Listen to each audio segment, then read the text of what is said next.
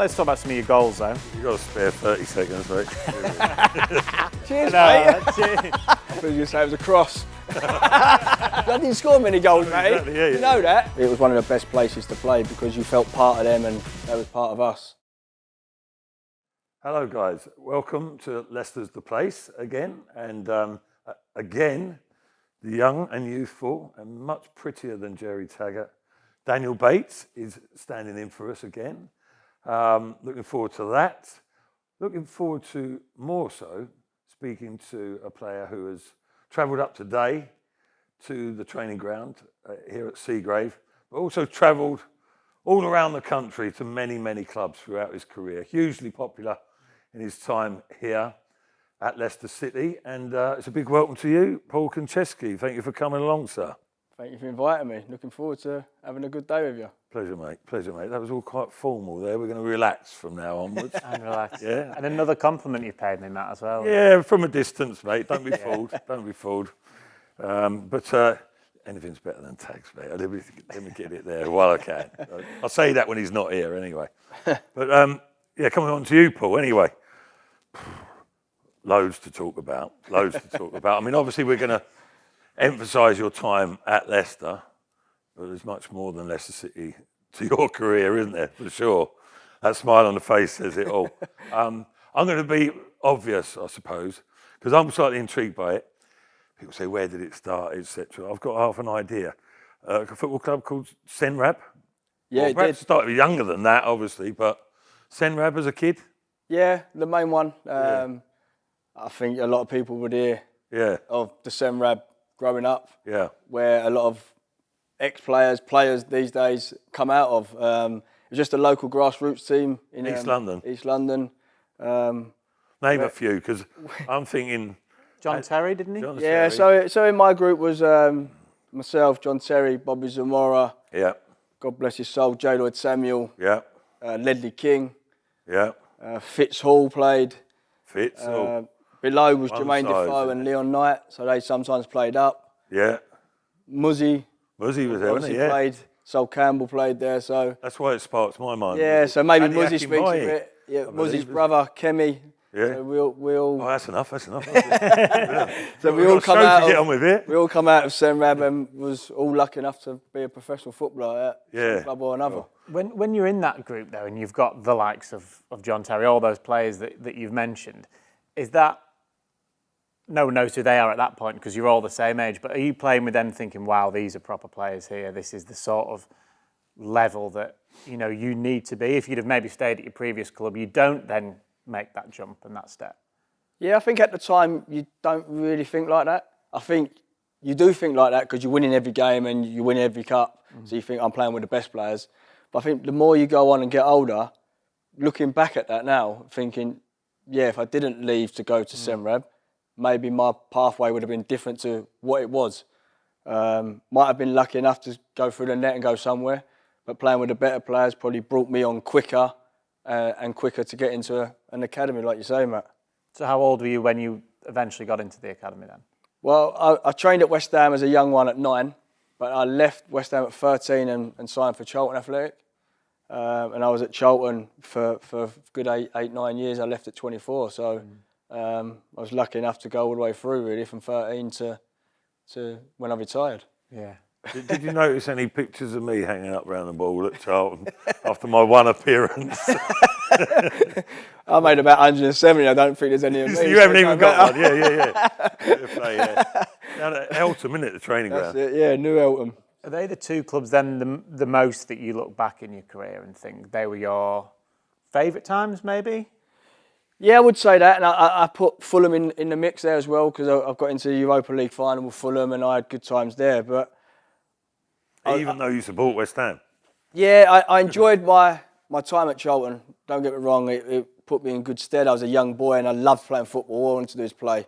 So for them to give me the opportunity to play in their first team and leave at 24 was fantastic.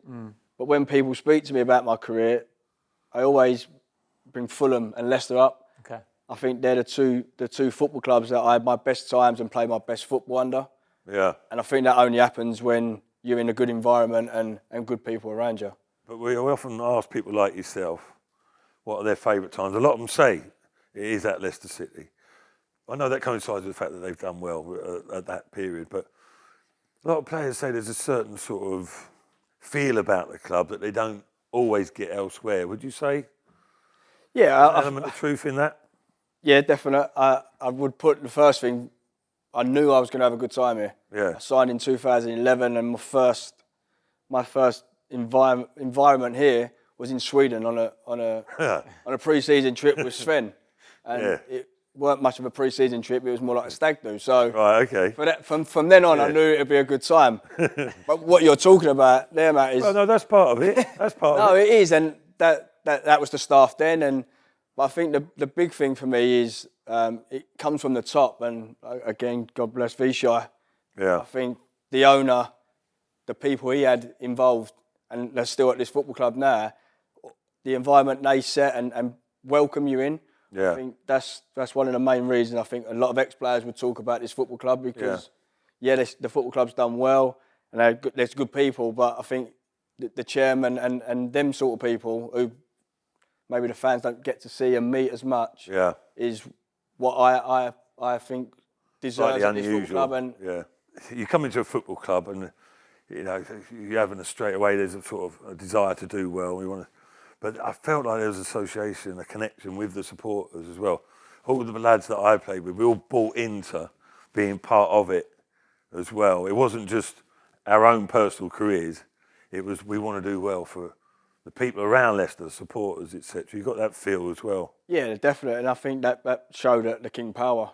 Yeah. It was, they loved us, but we loved them. Yeah. Because they're like, we make it a cliche, they're like the 12th person and 12th man, but they always was. And it was one of the best places to play because you felt part of them and they was part of us. And like you said, Matt, though, it isn't just a token gesture and they're not just words that you say, because basically every player that we've had on doing this has said the exact same thing. Yeah.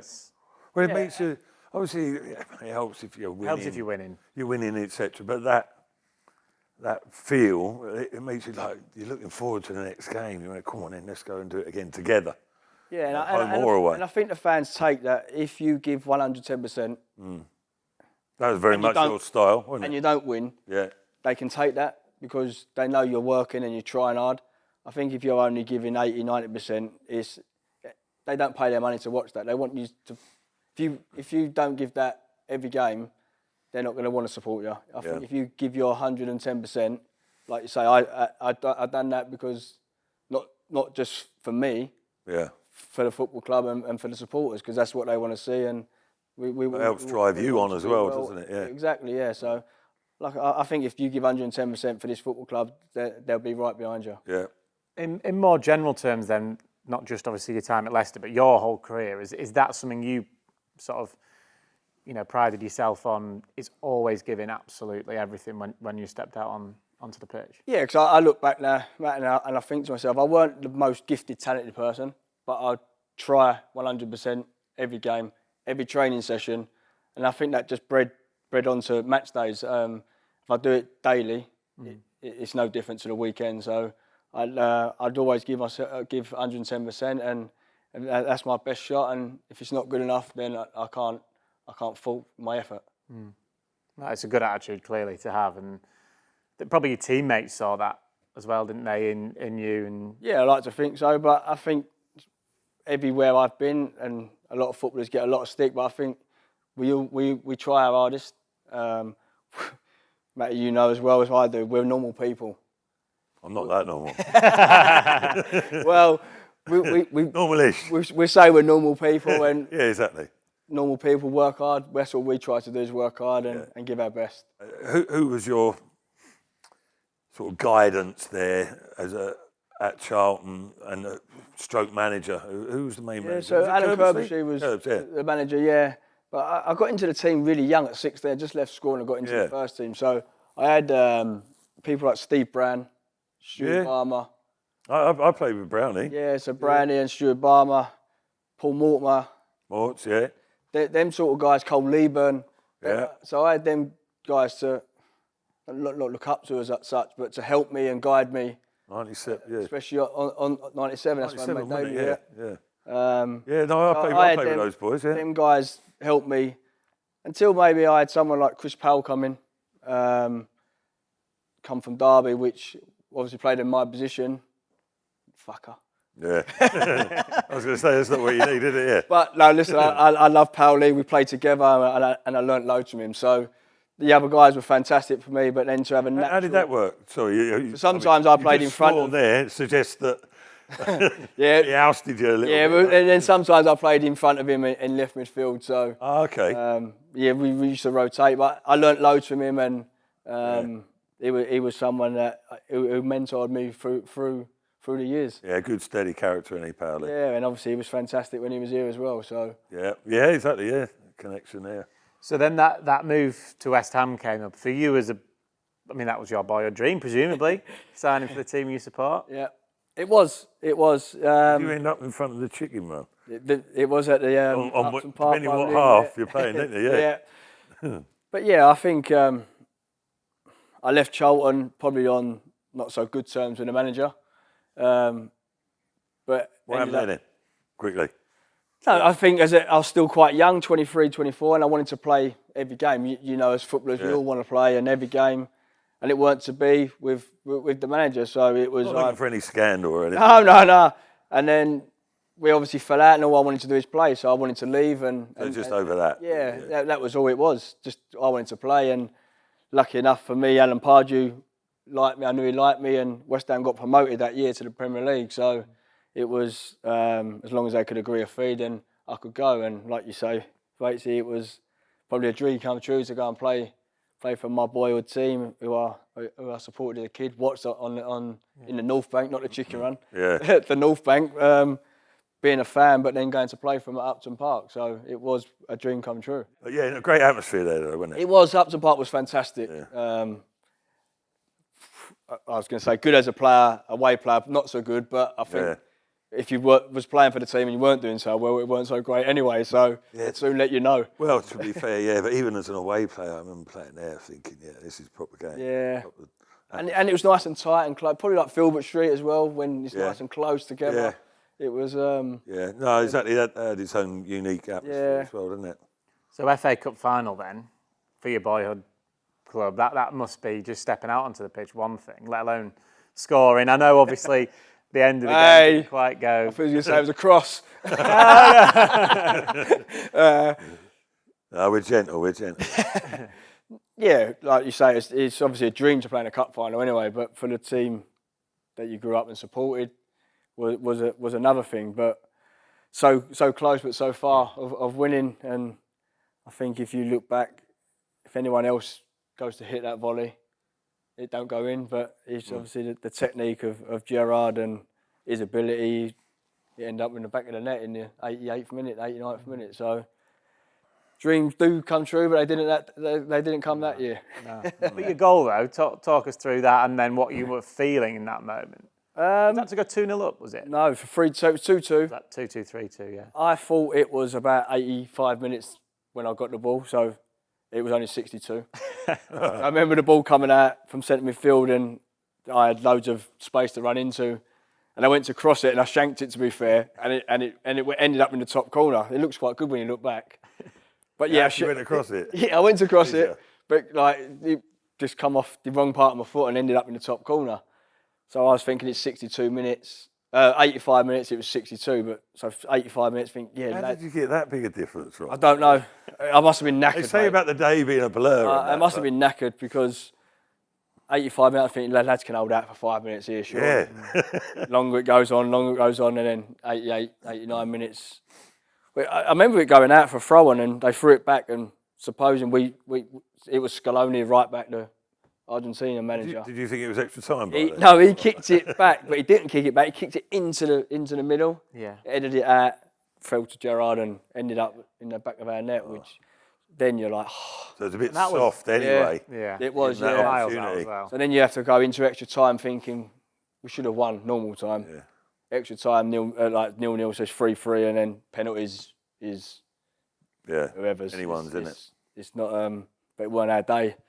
So, yeah, to score was unbelievable for the team, and to play in an FA Cup final, but a silver medal runners up.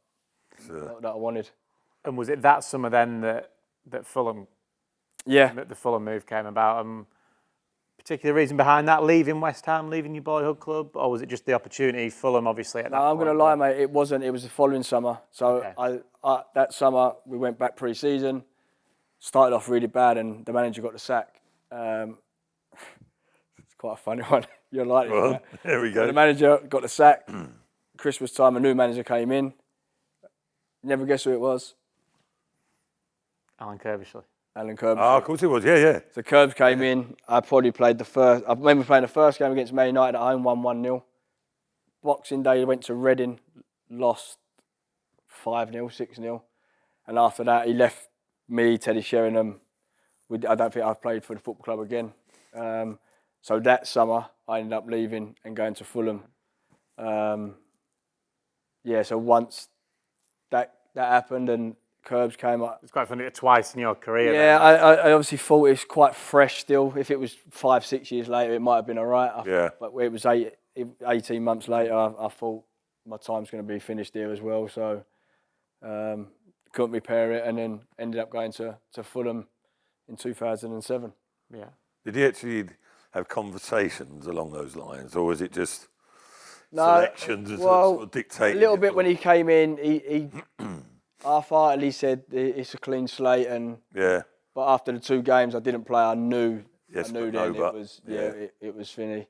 So, which was a shame because it was my club as a kid, but football, it happens in football. Yeah. And you weren't devastated as such, but yeah, a little bit I was gutted, but at the time I obviously went to Fulham and had 3 good seasons there as well. So looking back, probably weren't as devastated as I thought I was, but I was gutted to leave the boyhood club, really. And then that Europa League run was unbelievable, wasn't it? Yeah, crazy. We do it now. You come back pre-season, you have loads of games. So we had to go back really early in June because the Europa League started quite early. And I remember the chairman said to Roy Hodgson, we'll just use these as pre-season games because it's really early on. Like, I don't think he was really interested. But the closer we got to getting out the group stage, the club started taking it a little bit more serious. Yeah. So like a lot of them group stages, the games just before, a lot of us didn't play because they was miles away. Yeah. It used to take. Yeah, there was less emphasis on it then, wasn't there? Yeah, so the chairman was like, we'll just use it as friendlies and get minutes and blah, blah, blah. But then we got out of the group and he was like, we might as well see how far we can go. And like you say, we went on an unbelievable run in that Europa League. And to be fair to Roy, he got everything spot on, and we got to the final in that as well. Was it Juventus, was it? Yeah, we went 3-1 down. Semi, was it? Yeah, quarters. Quarters, yeah. We went 3-1 down in Turin, and then you're thinking, good night, it's finished. A week later, we play back at Craven Cottage, and Bobby Zamora scored early on, our first 2 or 3 minutes, which was unreal. And then Cannavaro got sent off, so they're down to 10 men for like 80 minutes of the game. And I was going to say, what sort of players were they having? Yeah. Cannavaro's not a bad one to start with. Del Piero, Trezeguet, Really? Buffon.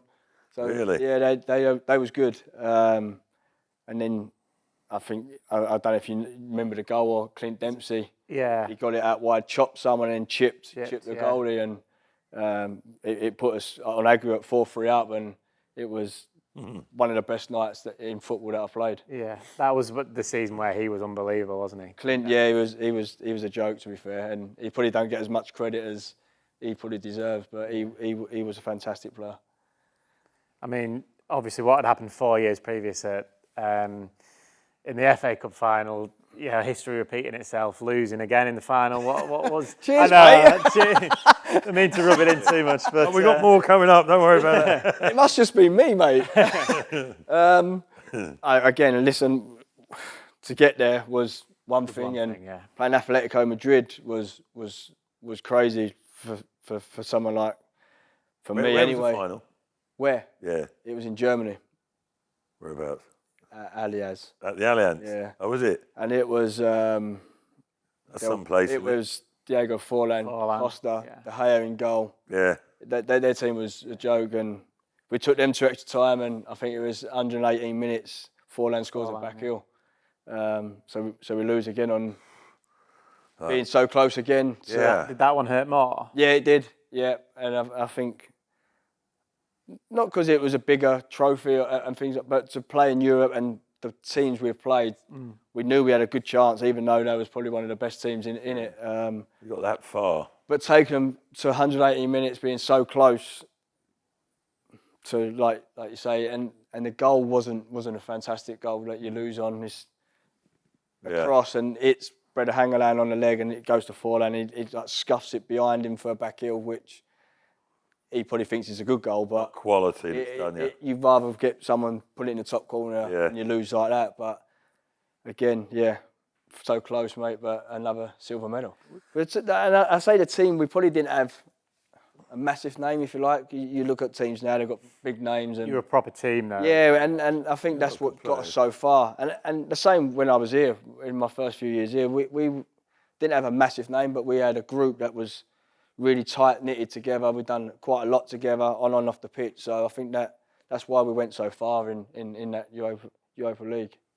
Well, you must have been doing a good job because Liverpool come calling, and that is a big move. Even it's worth moving away from London from, isn't it? I'm guessing that was your thought as well. Yeah, listen, Matt, I could have stayed at Fulham. They offered me a new 4-year contract at the time. I was 31, so I knew. You're 31 at that stage? Yeah, well, I was 30, just nearly 31. 31. You went to Liverpool? I knew that regardless whatever, it's going to be one of my last good contracts that I'm going to get. Well, Liverpool's Liverpool. The history of the football club. Yeah. Never had a chance to play for one of the biggest clubs in the world, and I had that opportunity. Obviously, Roy helped me because Roy took me from Fulham, and it was someone he trusted and probably just needed some players. Yeah. The club was going through a bit of a bad spell, trying to change ownership. Probably didn't have a lot of money to throw about, so Roy had to get people that he could trust maybe, and he took me. Yeah. Which, like you say, it was something that for me personally I couldn't never turn down. And no. to be fair, it nearly got stopped by Mark Hughes at Fulham, but at the end of it, I was lucky enough to go to Liverpool and play up there for a year. I had sniffed about going to Liverpool at one stage as well. I must admit. And then you woke up. My ears pricked up a bit. I later found out, I'm going to tell you quickly, Jason McAteer. Yeah. Right, so I was doing some work with Jason McAteer, and he said, I'd heard these rumours, right, around the time, but he said to me, he went, he said, your name was mentioned. He said, and we, who was the manager? Roy Evans. He said he mentioned some of the players, and they said, sign him. It was going to be me and Gabriel Batistuta. Go together well, them two, don't they? That would be class. Either of them happened. It was Sammy Huppier and Karl-Heinz Riedler. But I must admit, I chuckled almost as much as you did when McAteer told me that one. Never did quite materialise. Anyway, spoke about. Yeah, that'll do. Got spoke about. Anyway. So then Leicester came about. Obviously there was that small loan at Forest, so you'd had a little bit in the Midlands, and then obviously the move then to Leicester. Did you live back at home, back in London when you played for Leicester? No, I had a place in Market Harbour. Right, okay. I rented there for the first 2 years. Yeah. But the second 2 years, Nigel was really good, to be fair, with the older players. So I still had a place here. But on a Monday, if we Saturday, Mondays I used to do recovery at home. Tuesday I used to come and go back because Wednesday was off, and then Thursday, Friday I'd stay. Yeah. Regardless, Friday. Nice mix, basically. Friday we'd probably travel, or I wouldn't travel anyway because I'd stay here because we had a game Saturday. So it was the first start of the week. Nigel was really good with me and the older players that he trusted. He trusted us that we could recover at home on a Monday. Yeah. Tuesday train properly, Wednesday off, and then Thursday, Friday ready for the weekend. So, that was, like you say, from Liverpool, it's coming back down south really for me. So it was, no-brainer. Just get somewhere that I can stay and make sure I'm fully ready for game days. And Sven as well? Yeah, so like I said on the start, Sven obviously brought me here. Was he when you played for England? Yeah, so he gave me my first 2 caps. Yeah. And then obviously the move come about with Sven. Obviously I've worked with Sven before. 2011, I remember it. And presumably he was like, oh, he talked about that time giving you your caps and Yeah, he everything did, like that. yeah. So obviously Tord weren't really here at Leicester with him, but Tord was with England. But when I was doing my stuff here, Tord was around when I come down to speak. So that was interesting because Derek Fazakali was here with Sven then. Yeah. But on 2011, so I spoke to Sven. The training ground at the time was getting refurbed. So for the first 2 weeks, or the 2 weeks in pre-season, you go on tour like every club does. They went to Sweden, so I came and had talks and a medical Monday and Tuesday. Obviously everything was good, so I flew to Sweden, Stockholm on the Wednesday.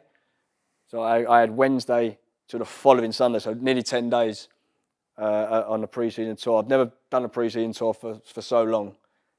But it was like, I promise you, it was like a stag do. It was, well, everyone knows that Sven likes to have a night out or whatever, but... Team bonding. Yeah, now and again, but it was a team bonding all the time. But listen, we had a good group, so it was like a stag do, but obviously that season we didn't really start well, so maybe that hints why we started not great. There's a balance in there. But yeah, we stuck together and obviously got out of it, and the time from then on was fantastic. Yeah, so how many years in total? So I signed 2011. I left 2015-16, the year the lads won the league. Yeah. I still had a year here, to be fair, but... Did you? Yeah, I left because Fuchs and Chile was going to basically play. Ranieri, we had chats and he said that you can stay, and I'm thinking I'm 35, nearly 36. Yeah. All I want to do is play as much as I can before I retire. You couldn't foresee what was happening anyway, could you, really? No, not really. So I could stay here and not play. I could stay here and play. You never know in football, and I took the chance to obviously go back to London a little bit and play as much as I could, which in hindsight, maybe I should stay, but from that, but I mean, you're just on the fringes and that. People say to me, do you regret? No, I don't, because I still got that feeling for the football club. Yeah. I still wanted them, obviously I'm so proud that the football club done what they've done, and it was, I could have been part of it, I could not have, but I've still felt part of it. Yeah. Because I still had a year here, and the chairman. Part of the development, Yeah, chairman and staff was still so good for me, and they've always been good to me since. So you do feel part of it. You just didn't get a medal at the end of it. Yeah, no, fair play. It's good that you feel like that, really, because I think supporters will give you your due as well because of how you apply yourself and your mentality as well, as you're explaining now. Be much appreciated by them. But sort of in between that period, then. What were your other highs and lows at Leicester? I mean, I suppose the one that springs to mind is the Watford situation. You were involved in that, weren't you? Yeah, probably. Yeah, that's probably a big low. But my first year, probably when we didn't start well, and Sven obviously got the sack, and but that was never dull at Leicester, is it? No. So the start of your new regime at a new club, you want to hit the ground running, but obviously we didn't, so it was quite tough. But then there was good times. We got promoted at the Championship. Yeah. So that was a fantastic year. And exactly. Nigel, he was a big plus. Shaky. Yeah. Walshy. So all the staff, fantastic. Macca's still here, the kit man. Yeah. And so, but all the staff that was here with me, that was fantastic. So. Not just the staff, but that year was fantastic, getting promoted and then standing obviously in the Premier League. Yeah. Was the Great Escape and all that. Yeah, and played your part in that for sure. Yeah, I remember that we weren't doing great, and I scored at the King Power against Villa. Yeah. And I think from then on we went on a run and we got out of We were going to mention that, right? You didn't have to. Well, I wanted to, just because you might not have. Just in case. 'Cause I didn't score many goals, mate. exactly, yeah, you know that. We've been doing negatives, aren't we? A winner at Villa can't be bad. Can't be bad. Yeah, I remember the goal, and I think from then on that we was. You were the catalyst. It was a successful group that obviously got stayed in the Premier League. Is that what started? So, not laying it all at your feet or whatever, but that goal, that win, from memory, is that what sort of turned the tide a little bit? I personally think so. Yeah. Because we weren't on a great run, and Yeah, I can't remember that. the Villa far game, back, we started winning and picking up results, and yeah. I think it was a bit doom and gloom. If we lost to Villa, then maybe it would. No, I can remember Nigel, week in, week out, saying, "Listen, we didn't play that bad. Yeah, and we'll be he all kept right. losing by the odd goal. Yeah. And fair play to him. He stuck to it, and to the point where some people were, from external media avenues, sort of semi-ridiculing him, thinking But the I think definition of madness. When you see Nigel, and you personally know him yourself, but he didn't change. No. So when we was going through them bad spell, Nigel didn't change, especially with us. Yeah. On the training, nothing got changed, and we kept doing the same stuff, and it paid off. He obviously had faith in us, and the players had faith in him, and we. It wasn't just media talk. No. He actually genuinely believed. He believed, and his staff did, and I think the players obviously did, because we got ourselves out of it. Yeah, how did it feel in the dressing room during that time? Unbelievable, but like I say, I think it starts with the manager. You've got to have faith in what he's doing to believe anyway that you can get out of it. But like I said a little while ago, I think the group of players, regardless if they was new, old players, the group was really tight. We had Cambiasso and people like that here, and they bought into what Nigel wanted to do. And I think players only do that when the team are all on the same wavelength. And I think that group of players we had here, and then we had Houfi here, Vasilescu, we had such a good group. We had senior players and younger players, but we all wanted to do the same thing, and I think that helped along the way. Regardless if he was in the team, out of the team, I think we all stuck together. You were mates as well. Yeah, and good mates. Still to this day with a lot of them? Yeah, definite. I speak to quite a few of them all the time, and we're mates. And I know sometimes, and Matt, you've lost mates in football. Sometimes you go either way, but your mates while you're there. But when you leave, you make new mates. But I think that group of players that was here when I was here and successful, we're really close. And even for the thing that when Vard's left, the old players all come back to support him. That Villa goal. That was quite telling. Yeah. I know it's Jamie and everything that goes with him, but it doesn't happen for every individual. But a lot of players, the likes of yourself, might have gone, okay, yeah, it's happened. We've all retired, sort of thing. We've all left the club, but still got that togetherness. Yeah, and I think that was part of that. That's why we done so well. The group was fantastic. What was he like early on then, Vards? Probably no different to who he was when he left. Scatty. He's probably someone that you expect from a non-league background, but he came into training, trained hard, drunk his Red Bulls like he does, and I just think you knew what you was getting. He probably knew that he was coming here not the best player, but he probably ended up leaving here as the best player. He worked hard, and you could see that he could score goals. He was so quick, and he was probably a big outlet for us for doing so well, because you knew that not just kicking it long, but you could spin it back down the channel, and he'd work his nuts off to win it, get a corner, get a throw on, or go through on goal. I don't want to say surprised, because that makes it almost seem harsh, but then when you've seen what he's gone on and achieved in the game, did you think that was possible at that time? Probably when he signed, no. But I knew he had the determination to try and be the best. And I think that only comes from his background, where he's played at. Listen, you go to a Premier League club and he sees the facility we had. Yeah. Listen, when he's moved to this facility is completely different. But even the facility that we had when the training ground was where we trained, it was unreal from where he's come from. So it's a massive step for him, and I think his determination and wanting to be the best. You know you have to work hard, and I know he had that, and it was if he believed in himself, and he obviously got his head down and done what he done, and probably the rest is history for him. It's history, yeah. You say about him being not considered the best player in the squad by any stretch of imagination, ended up being not only the best, Club's greatest ever. yeah, the club's best ever, and he, amazing. And a lot of people probably sort of overlook the fact of how hard he does work at his game to get where he has, to improve. It doesn't just happen, does it? I mean, you've got a certain amount of ability, but he's a great example. Great example. Yeah, massively. The And youngsters, as they say. I never forget him. He scores goals, but like you say, that's practice. He used to stay behind after training every day and just do finishing practice, even if he has it on his own.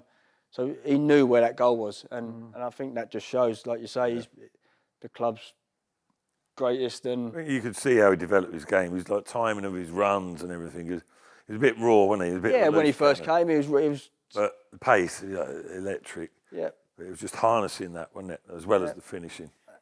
We're not going to talk about the actual Watford game itself, but there's a famous photo from that game of the bench where I think there's Vards next to Harry Kane, Drinky's on there. I think you're in the background of it on that bench, but it's become quite an infamous photo now because it's, both Harry Kane and Jamie Vardy being on the same. I think Lingard was in that as well. Was he? Yeah. Just Lingard, yeah. So again, going back to that. What a team Leicester had there. What a bench they had that day. That's what I'm saying, to have that bench. Yeah, but I just think that was. Listen, no one knew what players were going to go on and do,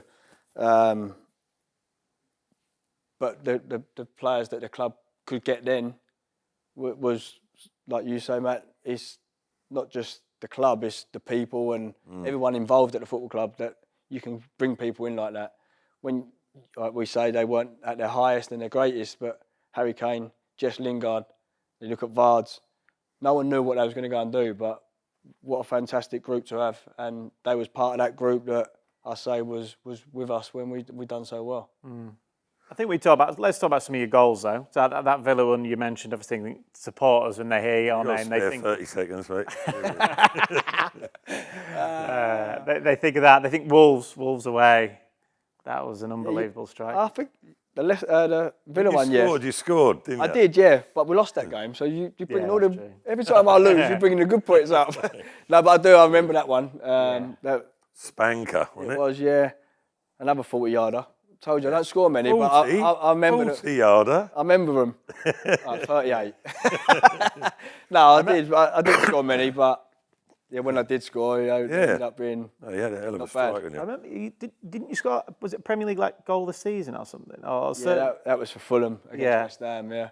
Yeah, against. Another one. Yes, I meant to mention that against West Ham Against as well. West Ham, yeah. Curbs wasn't manager, was he? He was, yeah. Oh, good. What was that celebration? I know. I didn't really say. I did. I just jumped up because I didn't really score many. When I get excited when I scored, so it weren't meant for anything. It's just I only scored one a year, so No. I only scored 15. Yeah, I was a bit similar to you. People say, like young kids now, what was your celebration when you think about a regimented celebration? I just used to laugh. Off the cuff. I used to laugh. Thinking, how's this happened? Yeah. It's like the enjoyment, the surprise. Yeah, it is probably a surprise. Yeah, not expecting to score. Keep them out the goal, but not score them. Well, Jerry had some better celebrations than you, didn't he, to be fair? No, Tags, he used to practice in the hotel room the night before. I was like, Tags, can we just go to sleep? Hang on, Matty, a couple more times. There's half a truth in that, actually. All good times. Overall, Well, I'm saying good times. I know you touched on it very briefly. England. Yeah, I was at Charlton both times, to be fair. So 2003. This is quite I actually fascinating. thought you had more than just the two, yeah. This is quite fascinating because obviously Sven. I look back now, I probably was at the wrong era because Ashley Cole was the best left back in the world. Yeah. And he obviously had him in front of me, and then Wayne Bridge was his probably understudy. Yeah, yeah. I think Coley was injured at the time. So obviously Bridgie was there and obviously Sven obviously took myself. So my first one was at Upton Park. Obviously, my club, West Ham. Perfect. Playing for my country. So that probably all went into one for me, really. Is like, retired after that. So that was obviously an unreal experience for me. Yeah. Just the whole England thing, and I look back and I probably didn't do myself probably justice. Still easing your way in, though. I'll probably say this with tongue in cheek, really. Like obviously Beckham, Neville, Owen, Rio, Gerrard, Lamb. All them lot. They was all probably like superstars. So I probably didn't feel like I should have been there because I know what you mean. I was at Charlton, there, Man United, Liverpool, Arsenal. It'll take you a few caps, stroke games. It's like I'm only young. Properly. I really shouldn't be there with them sort of guys. So I probably didn't do myself justice the first camp because I didn't believe that I should have been there. Maybe if I believed in myself more, I would have been all right. And then I didn't play again until 2005. So it was Sven again, and I was lucky enough to go to. We played Argentina in Geneva. Right. Michael Owen hat-trick. Oh, yeah. So we won 3-2. So I was obviously lucky enough to be in that squad. Red kit, was it? That? Yeah. And have that experience playing away. Who was playing for Argentina? You remember? Maxi Rodriguez played. Yeah. Riquelme. Yeah. Yeah. Midfielder. Yeah, he was good. Oh, yeah, he was top class. He just strolled around, didn't he? Yeah. Was that just pre-Messi? Zanetti. Yeah. Just pre-Messi, was it that? Yeah. Yeah. So that was a great experience for me to go away with England, to know what it was, but to play a fantastic country as well in Argentina. But probably still felt the same. Yeah. Where I had a 2-year gap. Yeah. But I look back and it's obviously a proud moment. You can't take that away from me, and I was fortunate enough to play for my country twice, and really enjoyed it, and I've got all the memories everywhere. So ideal, West Ham. It's something that you can tell your kids and be proud of. Beautiful, Still got them caps? Yeah, obviously I'll give one to my mum and dad, and then I've kept one for myself. So you got one more than Steve Gutley. Well, you said that a minute ago, and I was thinking, you said about retiring at Upton Park. I didn't really want to be a one-cap wonder. No. Because that's what you get named as. Yeah. But One more than David Nugent as well, yeah. I was lucky enough to get 2, but listen, you play one time. Let me put it this way. You play one time for you your could have country. retired happy after that. I could have. Yeah. But you play one time for your country is did, what an achievement. So, but I was lucky to get 2. So, proud times, but all my career, I feel like I've had a good time. But I guess you look back at the time with Leicester, as we've touched upon already, with great fondness, though. Yeah, I loved every minute of it. And I come back here today and I said to Macca, the kit man, where's my boots? I want to go out and train. Yeah. I just wanted to go and play. Yeah. Come back here and you get like a little buzz. You look fit enough. I don't know about that. I wish I was, mate. But You've got 5 minutes in you. yeah, I have 5 minutes. I guess a goal. No, but you come back and like get excited to see old people and see what is now, and I'd love to be out there with them now. Yeah, no, exactly. I can imagine it all comes flooding back, doesn't it? But what about Billericay? Billericay. Now we are talking. There's a few stories you can't tell about Billericay. I can't really, no. All sorts was happening there, wasn't it? I mean, obviously Jamie O'Hara. Are you two mates then, yeah? I was mates with Jamie Moore from playing against him. Yeah, so your paths wouldn't have crossed career-wise. No, not really, no. Just playing against him. And so I left Gillingham. So the non-league season finishes end of April.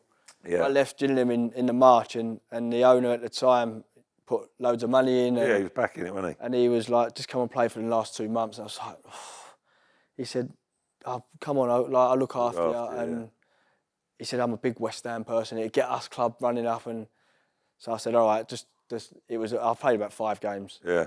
So I done that regardless. And then come that summer, he said, "Oh, come on, I'll give you a 3 year." I said, "I'm not signing here for 3 years. 3 years? I'm not like I don't really want to play no more." 3 years? So I said, "Nah, I'm not." So I started in August and I finished there in the September. I said, I've had enough. What level was that as well? National League South. Right, okay. One under the conference. Yeah. So it's not... The standard weren't... It's obviously getting better because there's in the conference now. I think there's better teams in that, and they're all filtering. Ebbsfleet and Dagenham and Redbridge, they're in that league now. So there's some big teams in there. Managed at that level. Yeah, so it's not a bad, decent standard, to be fair. But I just, again, from where I was, but in that summer, that's when O'Hara came and Jermaine Pennant. Yeah. So there was the three of us coming to play, and it was like... Three likely lads. Three lads playing in the National League. No, I said likely lads.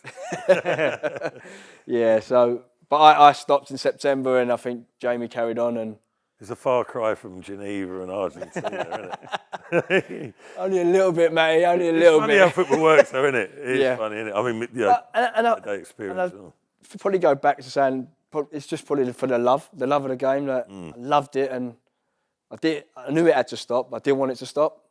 Yeah. Growing up, I think someone said like, make the most of this because it's going to be over. Yeah. And then you think, all right.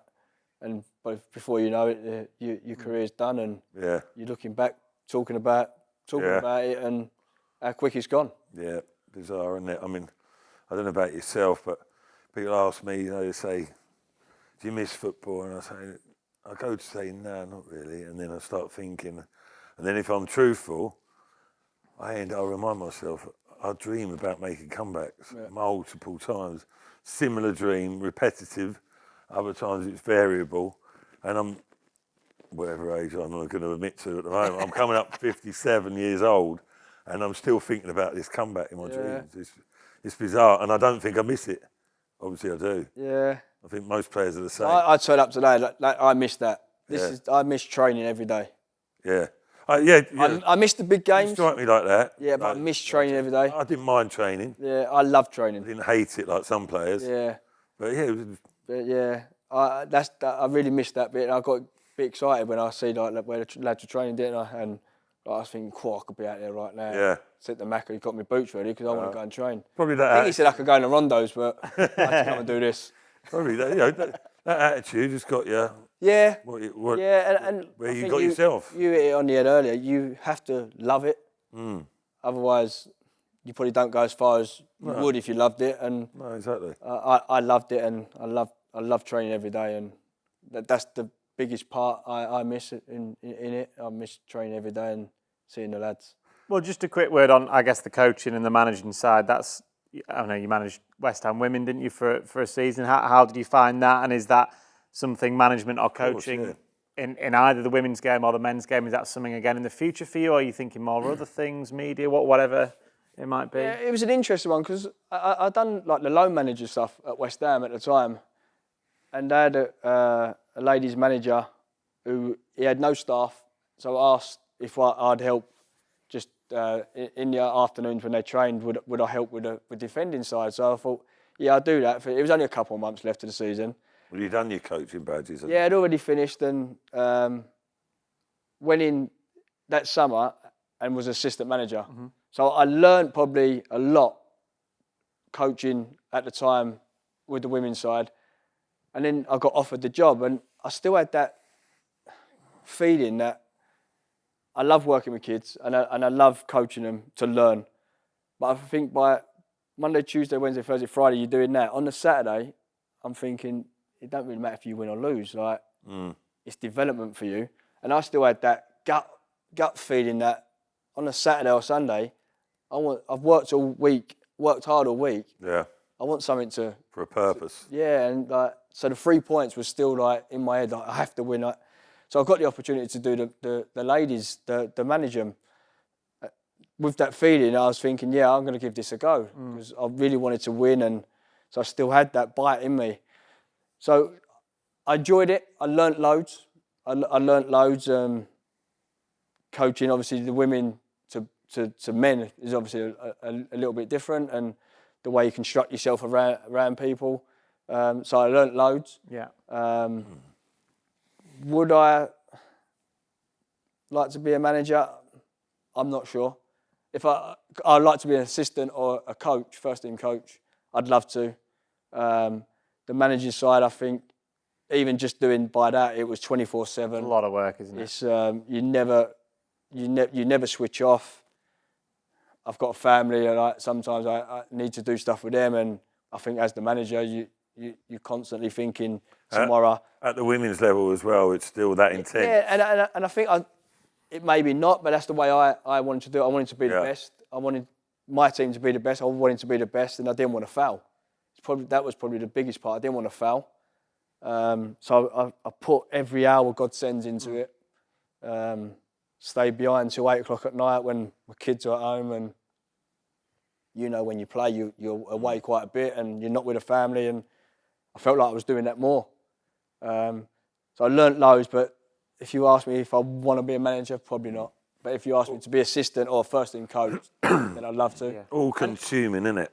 Yeah, and listen, I know you still got to put that effort in, but I don't think you put as much as I think the manager is the one who's constant, even though he's got his staff. I think he's the one who he has to get it right. Yeah. So he has to be the one to make sure everything's all go. Yeah. 'Cause it comes back to haunt him then. If not, that's the horrible thing. One last thing before we bring things to a close. Conch's calf. Is it still operating? It is, yeah. The reason I got it was more for my mum. My mum was a chef. Right. And she was working constant, and I was like, why don't you just do it for yourself? So I bought this calf, which does pie mash, so Conch's calf pie mash. For you guys, probably you have pie mash and gravy, which is probably unacceptable from where we're from. Yeah. In East London, so you have to have pie mash and liquor. So next time I come up, I'll bring it up, or you can all come down. Yeah. But yeah, it's still going strong. Jellied eels? I don't eat them, but they do that. You like that? I've had a crunch on them a couple of times. As you, I have eaten a tarantula on Coast Town Road, so jellied eels is nothing. Jellied eels, no, not for me, mate. But yeah, the pie mash shop's still going. Yeah? Yeah, it's all right. Thriving. Mum doing well? Mum's doing all right. Lovely. Calf's doing all right. Lovely. It's all... well, you never know. If next time I'm down that way, definitely. You'll have to let me know, mate, and then pop along. I'll come in with you.